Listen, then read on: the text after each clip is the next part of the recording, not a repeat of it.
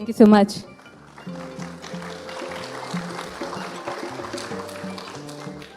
Hello, everyone. Very excited to be here. I traveled from India. Haven't been in Montreal before. It's such a beautiful city. So very excited to be here with you all and giving this talk. Thanks for the introduction, but I'll go over brief things that will be relevant in the later part of the conference. Before beginning, how many of you are security engineers? Just a show of hands, please. All right. And how many of you are students? Okay, then how many of you are offensive researchers? Because I think those were the two categories I had in mind, but okay, cool. That's good to know. So, so that's me. I've been hanging out in tech for 10 plus years. My first introduction with privacy or security was when I entered with the Electronic Frontier Foundation and ended up contributing to Privacy Badger. Then I joined Microsoft, where I did data science and software engineering, but one of the projects that stood out was building Microsoft Defender for Android. So we built like all kind of features, anti-phishing, scanning, observing the memory, USB, Wi-Fi protection. It was a fun project, and we rolled it out to million devices. I led product security teams at Atlassian and Apollo. So yeah, that was essentially product security, platform security, AWS security, CI/CD, whatever come may, right? Like we were trying to figure out network security, authentication, authorization. So you're basically security, part of the security team, and everything becomes your problem. So that is what I was doing at Atlassian. And now I'm building off-grid security, which we can talk about later. So that's me. So as you know, I did a switch from software engineer to product security engineer, right? And it was a shift from company, so Microsoft to Atlassian, but it was also a significant shift in the role, right? So as a software engineer, I felt my life was way more easier because I had like a bunch of great tools. I used to have IDE. The only document I wrote was design docs for review, but most of the times I had a good set of tools and automations in process to make my life easier. But when I switched into security engineer, I think a lot of things showed up. So the first task for me was just figuring out how many mobile apps do we have and how do we do security there. So that is basically interacting with each and every developer, figuring out what are they working on, how are the security practices in the team and stuff like that, and just like making notes of that.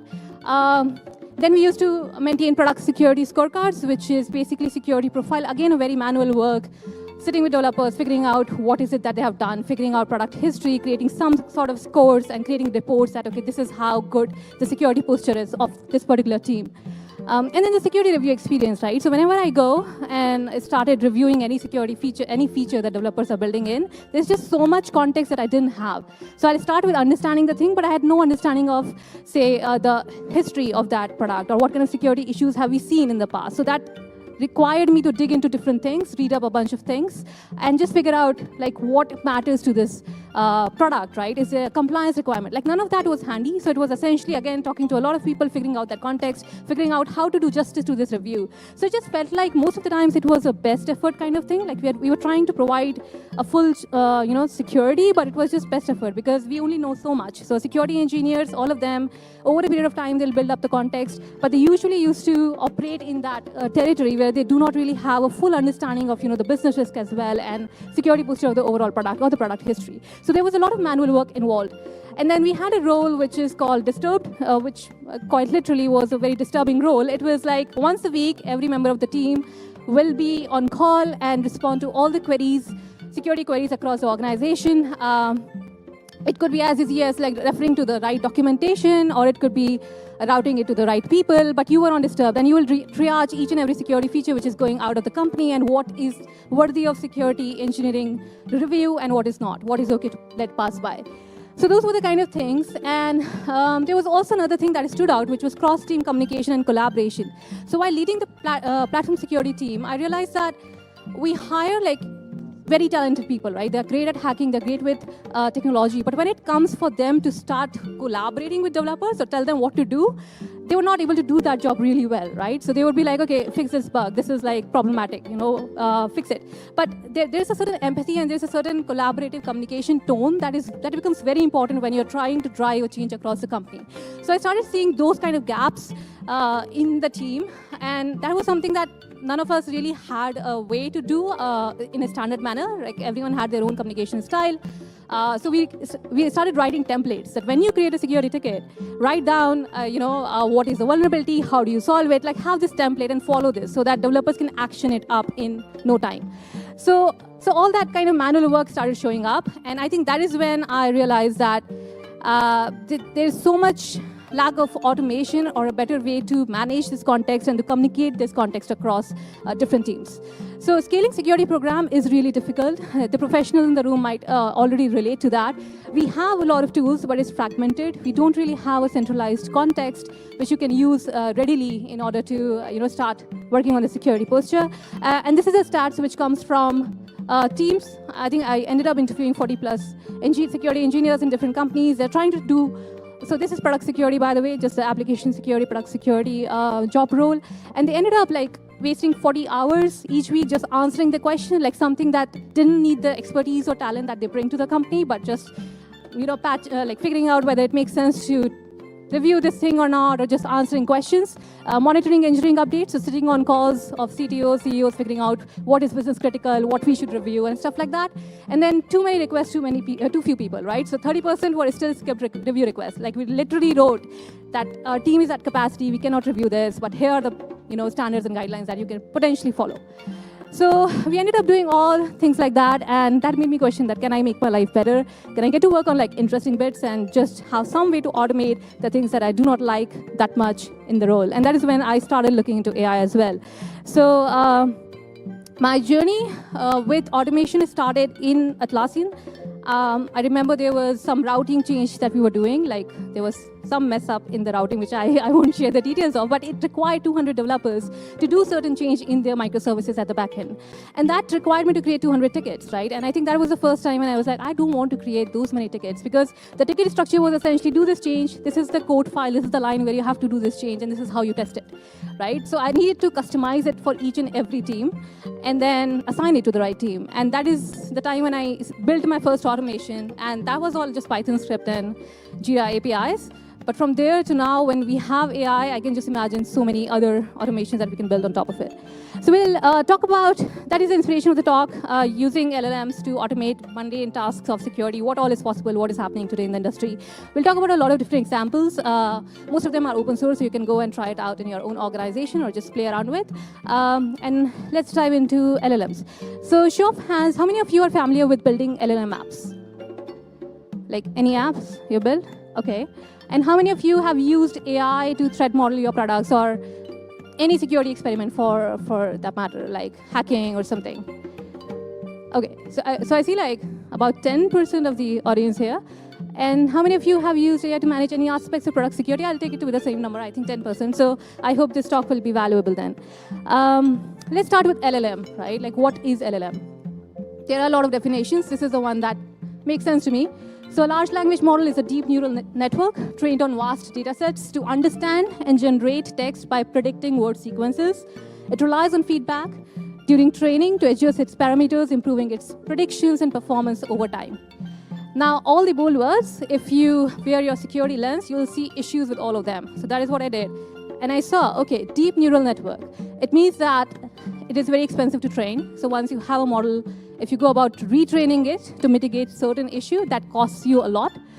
There is data feudalism, so it is trained on data. So people who control data on the internet have a larger say on how the model would be and are at a potentially advantageous position anyway. There's vast data set involved. So poison data and recursive pollution are the kind of attacks we see there. If LLM is trained on all the way data, on internet, there are people who are trying to generate corrupt data just so that LLM gets trained on that and start messing up their performance. So those kind of issues occur if you're just relying on public data to train your LLM. You don't have any guarantee on what it is trained on. So even today, if you use Claude or Gemini or anything, you really have no control on what it was trained on, and you cannot do anything about it. So you just live with it. But it's important to know that that is how it is basically trained. Then to understand and generate text. So there is a very interesting attack called sponge attack that comes across understanding. So a lot of LLMs, they perform in a predictable manner when the query is in English, but some people tried changing it to Chinese and the response just got changed, right? So it was or different characters that they don't understand, and the response got changed. So it's a kind of interesting prompt injection attack that can happen just because the understanding is based on a particular language. Then it is important to know that it is just predicting word sequences, right? So LLM is just, I see it as an interesting information retrieval system, which knows what to say after what.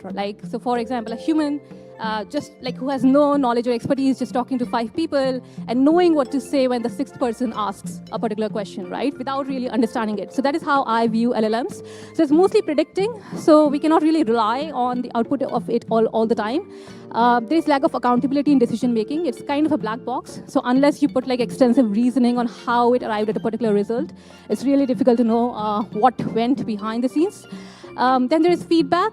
There are, again, like depends on how the company which trained the foundational model chose to incorporate the feedback. There could be certain biases, cultural or otherwise, incorporated in the LLMs, right? So there are AI safety and a lot of research work going on there on like whether you can use the same LLM across countries and stuff like that. Is there any biases and how is the data represented? And then there are parameters. So whenever you fine tune a LLM, there are chances that it could be overfitting or like there's a bunch of parameters that you keep tweaking in order for LLM to become better.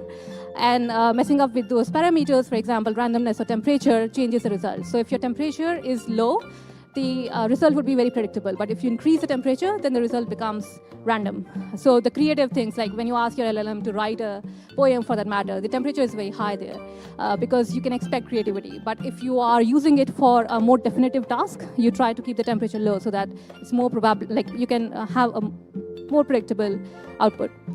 So what is the AI really capable of doing in security, right? Like there is all the hype, AI will replace security analysts, AI can detect all threats, just plug in AI tool and you're good to go. None of that is true.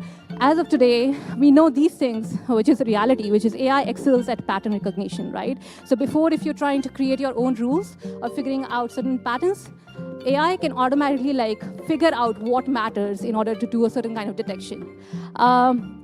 So it's good at anomaly detection. It's good at processing massive data sets. You might have heard about using AI for SOC incident responses or going through a lot of logs to figure out patterns. So that is something that AI does really well because a human being going through all the logs versus an AI going through all the logs. AI is much more faster. Most successful implementations augment human teams, and that is the narrative that the industry is largely going ahead with, that just don't plug in an LLM and forget about it, have a human feedback in the loop. Domain expertise still remains crucial because prompting becomes a really important part when you are trying to use LLM. And it is only as good as your expertise. So only if you know security, you can prompt it accordingly. If you don't know it, I mean, people who are not in the industry, it becomes challenging for them to get AI to do what they would like to do. And it's also difficult to know what would you like to do if you don't have the domain expertise. So 5 ways in which AI can transform, just building upon the last slide, is threat detection. There's work happening in malware research. So usually malware analysts try to reverse the APK or file, figure out what are the patterns, how do I write a signature, right? So AVs traditionally have worked in that way, that you feed a list of signatures and pattern detection mechanisms. With AI, you can actually create those on the go. So you don't really have to like sit, analyze each and every file and build that rule set. Vulnerability management, prioritization is another thing. So we'll talk about these more in coming slides. So broadly, threat detection, vulnerability management, security testing, how do you hack the apps and how is that changing? Incident response, so we talked about looking through the logs and figuring out anomalies. There are other use cases of AI there as well. And then secure development. Whatever code do you write, can you secure it as soon as you write it, right? So those are the 5 prominent areas where we have seen AI being used today. So this one is for threat detection beyond rule-based systems. So we spoke about signature-based detections a little bit, and the issues with those with that approach, which is static rules. You need to keep refining the rule set. There is high false positive, but I won't say with AI that is all. AI enhanced approach is like behavioral analytics, unsupervised learning for anomaly detection, natural language processing for threat intelligence. So let's see an example because there's a lot of words. So this is from Abnormal Security. It's an email phishing software. It's a blog which is open in public. So previously, in order to figure out whether an email is phishing or not, they used to, figure out like certain parameters. So who is the sender? Where did it come from? What is the subject like? And certain rules on the message itself. With AI, you can take it one step further, right? You can actually go ahead and figure out, is the person trying to manipulate the reader in this particular text, right? Because AI will be able to understand that language intricacy, that, okay, yeah, there is some manipulation involved, there is some urgency involved. So previously, like, can you go ahead and say that, okay, there is urgency in an email. How would you write a rule for that? it was very difficult. Like, it's not possible to write a rule. You can most likely have a keyword that, okay, urgent, do it now. And if those are there, then the message has some sort of urgency and it is likely phishing. But with AI, figuring out whether there's an urgency in this email without exact keywords is also possible to do. So the accuracy rate for detecting spam or phishing has gone high. It is about 80%, the last I know, or more than that. So that is one way in which it's being used for phishing detection. Then this is an interesting example. That's the person who did it, so you can go check out the link. What they are trying to do is PII masking. For the longest of the times, we have been, as security engineers, very worried about, has any PII entered the log? Or did we end up writing our API keys somewhere else, right? But the problem was, how do you detect? How do you detect secrets? So there are some patterns you can, again, use, but can you make it more intelligent, right? So if I want to find out an AWS key, previously, I needed to figure out a way or write down a way to identify that it's AWS key, right? So maybe the length, maybe how it starts with, and things like that.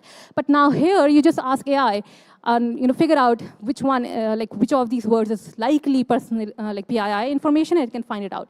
So what is happening in this particular project is they were trying to figure out all the data that they have within the systems. And this also becomes important because with a lot of data protection laws across the countries and geographies, you are expected to delete user data. And you're expected to encrypt it and anonymize it when you store it internally based on which industry you are in. So this person tried to run this anonymizer across the databases and figure out everything which is PII and just replace it automatically. Now, the concern here was that it took a lot of work, and also it needs access to all your production systems if you want to anonymize the data there. So those are kind of the limitations if you want to bring it in your company, that will take a lot of time. But it's, again, an effective implementation. And I think, to begin with, it's a good way to anonymize the data which will end up. So going forward, you can introduce such kind of anonymizations maybe in your logs or while storing information. So that is PII masking. This one is, again, a very detailed report. It's by Databricks. You can go and read at it. They use LLM. They also use very traditional ML algorithms like data modeling, topic modeling, and things like that. But what they essentially did was they were seeing a lot of vulnerabilities on a daily basis, I think thousands or hundreds, on a daily basis. And it was very difficult for them to figure out which one should they action on and which one they shouldn't. So they use CVSS and exploitability score and things like that. But what they went ahead and did was add company context to it. So they figured out which service, is it exposed, is it business critical or not, and created a metadata of that and just fed it into the system which will prioritize. So they built an internal vulnerability prioritization system, which worked on their internal metrics as well, that, okay, this is a service which is critical for us, maybe put it on a higher priority versus not, and things like that. They also did some work on just the different representations of libraries and the interdependencies. So for example, if it's a Python version, what are the other names in which are used for the same library? So scikit-learn, sci-kit, and other ways in which that particular name was represented or used within their company. So figuring out those. So previously, if you were just looking for one keyword, can you extend it to 5 other representations of the same library? So that is the kind of things that they were able to do with AI. So very small incremental changes. But having done that, and this was the work done by a data scientist in collaboration with their security team, and they kind of achieved an accuracy rate of approximately 85% in identifying business critical vulnerabilities, and then knew which are the 5% of the vulnerabilities that they want to work on. So very interesting paper, a lot more on the blog. So go ahead, read it if you would like. Moving on. The other thing is the incident response. Now, that's a very basic thing, but we know that LLMs are really good at talking, right? So the main skill that they have is understanding natural language and then outputting natural language. So Google's team used it for generating incident response reports. So whenever an incident is happening, you need to keep updating all the stakeholders with the exact status of that incident. So how do you structure it? And can we generate it using LLM? So plug in all the information to the LLM and then just generate a very detailed report, which is doing, apparently, I think 10% better than what the humans were doing in the team. So that is another way. And I think a similar application could be there in a security engineer role as well. So when you create a ticket, use a particular language, have empathy, add a lot of details. So those kind of checks could be done on every ticket. So for a security engineer to make sure that they are following up. So rather than having a document and going to refer like each and every guideline or how am I supposed to do a particular thing, you can just build these automations at the back end of your current work task to do certain checks using AI. This is, again, an open source thing. It's called Ghost Reaper. What they are trying to do is, I am assuming most of you are familiar with Burp Suite. So they are kind of building an intelligent version of that, where AI is plugged in to actually map out the attack surface and then imagine the kind of attacks that can happen. There is another company called Expo, which is doing amazingly well. How they started doing was they started solving the Burp Suite Portswigger Academy labs, which students practice on to understand. And they realized that their AI agent could solve like 70% of those labs with accuracy, and that is something that they are working on actively and also trying to find 0 days in the code. So yeah, we can take like 30 seconds to just look at how this new interface works. So it's basically proxying the request, but when you go to each request, how do you play around with it? They've just added like some intelligence on top of that.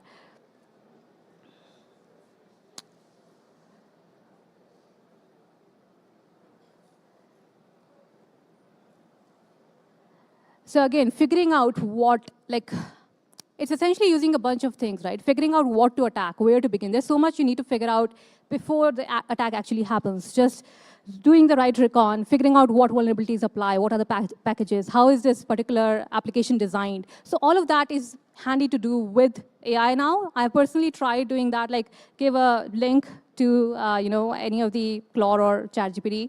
Both perform differently, but yeah, give a link to that and figure out, okay, what are the major classes? Where is the authentication happening, and what are the kind of attacks I can imagine there? And you just get into that conversation with it, and you'll find like a lot more insights coming in, which give you more ideas to attack a particular app, which is very interesting.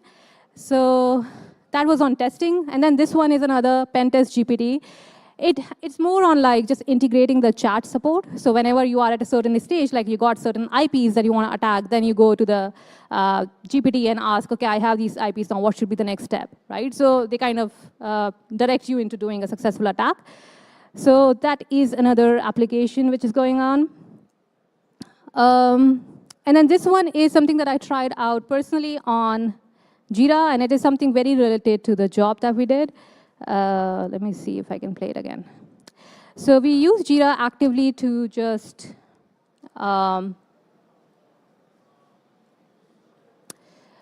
monitor all kind of projects which are happening across the company. So we had like a monitoring system where any project that happens within the company creates an Atlas ticket or a Jira ticket. And then we had like a trigger on that, okay, inform the security team, and someone from the security team will go study that ticket, figure out whether it's critical or not, and then decide which team should review it. So that was, again, a manual work, one of the disturbed activities that we used to do. So here in this, they recently added support for Rovo, which is kind of like an AI that they've added across the platform. So this is a sample ticket. What I did was just tell Rovo to do the same thing that I would do, right? Like figure out whether it's a critical service, like what all is written on the text. Does it look critical? Is it something that security should review? So I think the prompt was fairly simple. And then it'll give me this kind of analysis that, okay, it does bring your own key kind of architecture. There are these compliance requirements which are important, so you might need it to looped in. It is high priority, and this is because like it's exposed to the edge, and there is an urgency, so you should prioritize it, and security team should start working on this further. So just doing this work was manual before, but you can create an automation and then do that. This majorly goes in how do you create the automation, but the prompt is very easy. Like, you are a highly skilled security engineer, analyze the security critical of the issue, rate it how important it is to prioritize by security engineering teams, and if it changes or modifies global edge, then alert us immediately, right? So those kind of things. Again, very handy. Got a lot of response and feedback from people who do this job on a daily basis, and something very interesting. Then this person tried out threat modeling 1,000 GitHub repos, right? So again, a very basic prompt. We can read it up here. You're a cybersecurity expert working with development team. Your task is to create threat model for application that is using, like you can feed in some parameters which can improve the performance of that. Focus on the threats introduced by a certain thing that you would like it to look at. So the key here is that be as detailed as possible. And you can reduce or remove noise by like just adding it in the prompt, right? Like focus on this, don't focus on that, and stuff like that. Don't cover generic web vulnerabilities. You can also add context to it, like feed the context of your organization, your prior issues, and ask it to see that, okay, this is how we have seen it happening. Is there a reoccurrence of that issue within the code? So you can be as detailed as possible, and the person used this particular prompt to generate a report. And the report is pretty detailed. So they did like 4 different kind of reports for every repository. So you can go ahead, check it out. It talks about everything, does pretty much like a security engineer, what methodology was used, what kind of attacks did they find. And there was no way to measure whether it was like exhaustive list or not, but still there was some interesting findings which came out of that. So something that your development teams could do as a first step before they approach a security person. So that was an interesting project as well. Let's go at something that we built. So we are working a lot on code security, essentially, like figuring out issues on code which traditional scanners could miss, and then creating patches for that. So the vision is, can we create an auto-defending code, which is a super ambitious vision. We are very far from it. But the idea is that whichever code goes out, can we automatically patch the security issues as soon as possible in the IDE or during the time of release. So this particular video is kind of scanning the code and trying to generate one fix that we can use immediately to patch that particular issue.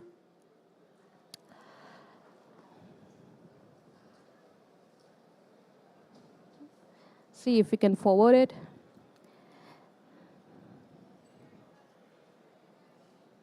Okay, it's going to take time, I guess. So it's running a bunch of scanners at the backend. This one is primitive version, so we will use basically the scanners which the company is using currently, and just run like a quick scan to figure out. It's not so quick though. To figure out what are the vulnerabilities and some information about the vulnerabilities, right? And then we try to create like a code patch for it.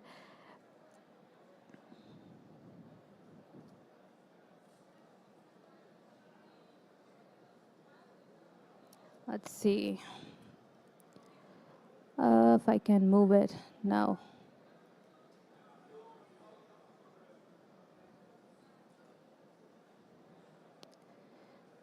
Okay.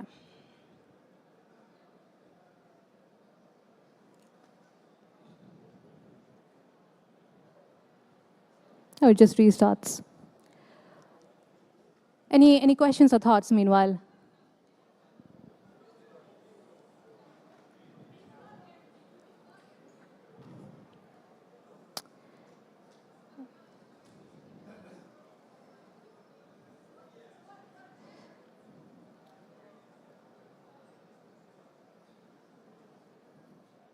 Okay, so basically it's very, the interface is kind of just showing you all the vulnerabilities which exist in that particular code. And then we click it to like generate a fix for that. And it ends up creating like a PR directly in the repository. So these are the issues that already existed. So the backlog that hasn't been remediated by the developers. So you create a PR, you describe the PR. So this is the work done by the application. And then what it does in addition to that is run the build, right? So whenever the PR is created, we kind of want to make sure that it is something that can be patched, like that developers could use to patch the code immediately, right? So it shouldn't break your production code. It shouldn't break your build. It should pass all the tests. So the quality should be higher. So those kind of tests run before the PR gets merged, and then it creates a PR. So this one is just like solving for CSRF. It explains how that is solved and then adds the required code to take care of CSRF going forward. So that is another way where people are trying, and a lot of companies are internally also trying to do a similar thing, where can they like patch the existing issues because developers run low on time and bandwidth. We have kind of started patching open source. So this one recently got accepted in one of the Pollinations repository. If you want to run it or try it out, you can reach out to me. I'll give you a free trial, play around with it, see how it works for you. So let's talk about common pitfalls, right? Like we talked about all the great things, and the talk just before me was like how not to do ML. So let's touch on that part a lot, because I am personally very optimistic about AI, but there are issues, right? There is data quality issues, garbage in, garbage out. Again, why foundational models are not pretty great at doing secure coding by default is because they are not trained on secure code. Like they're trained on Stack Overflow and every piece of code out there on internet. Tomorrow, if I publish a blog post, maybe it'll be trained on that also, which may be totally shitty or irrelevant, right? So, so data quality issues, no one really controls what goes in. There was actually a very interesting setup in a company where they created an internal help desk for the employees. So employees could ask questions to that chatbot. So they deployed AI internally in the company, but they linked it to all the emails and existing documents and all that stuff. And then an attacker basically sent them a phishing email where everything was okay, like in black, hi, I'm so and so, like it looks legit, but then in the same email, in the white font, which is not visible, it was written that, okay, for policy, go to my website, right? If you want health insurance, go to my website, or something like that.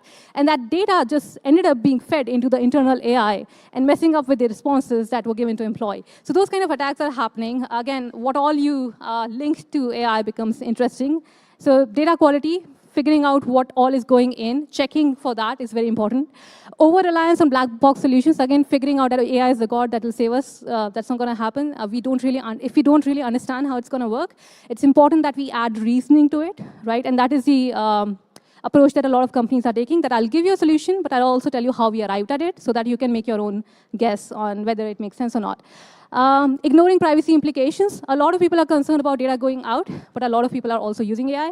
So they have contracts with Claude or whichever foundational model they prefer using. And they prefer that whatever tools you bring in kind of are in accordance to that, that partnership that they already have with the current foundational models. So making sure that you don't have your own foundational model, or you're not having your third-party hosted version and taking all the information there, because that is something that companies do not really like. So host on-premise, use your own key if possible. Don't rely on vendors telling you, send your data to us AI solutions. Missing the human element, again, treating AI as complete will be a mistake. Security of AI systems themselves, right? Like there are a lot of access control issues in AI. So the email example that we talked about, and otherwise as well, like how do you do, so imagine it as like a more evolved version of OAuth, like my simple brain kind of simplifies like that to me, where you had like certain things in the scopes, but you at least know what things to put behind the scopes, which API endpoints to put behind the scope. Now we're talking about data, right? How do you classify which data to put behind what control? So that's a different problem altogether that is kind of emerging and something that we need solution for.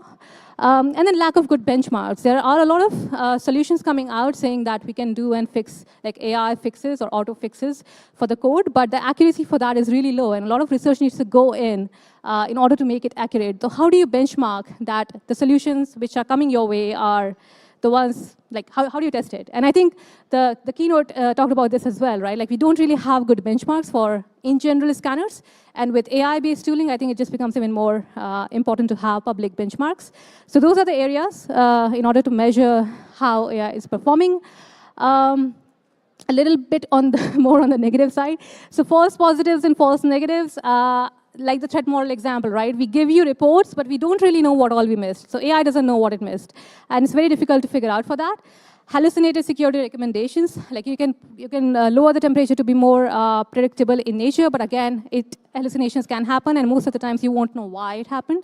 So those kind of risks still exist. And then there is prompt injection. We spoke about model poisoning, which is malicious actors manipulating the training data, insecure AI integration into your SDLC. So whichever third-party thing you bring in comes with its own set of risk, and that is something that we need to be aware of in AI as well. So yeah, that was me blabbering about AI, and I hope it gave you a bunch of resources to look into, or at least some idea on how AI is being used today. Go solve a use case. It's amazing to see. It is actually very magical, negative the side effects. So go do that, and yeah, that's me.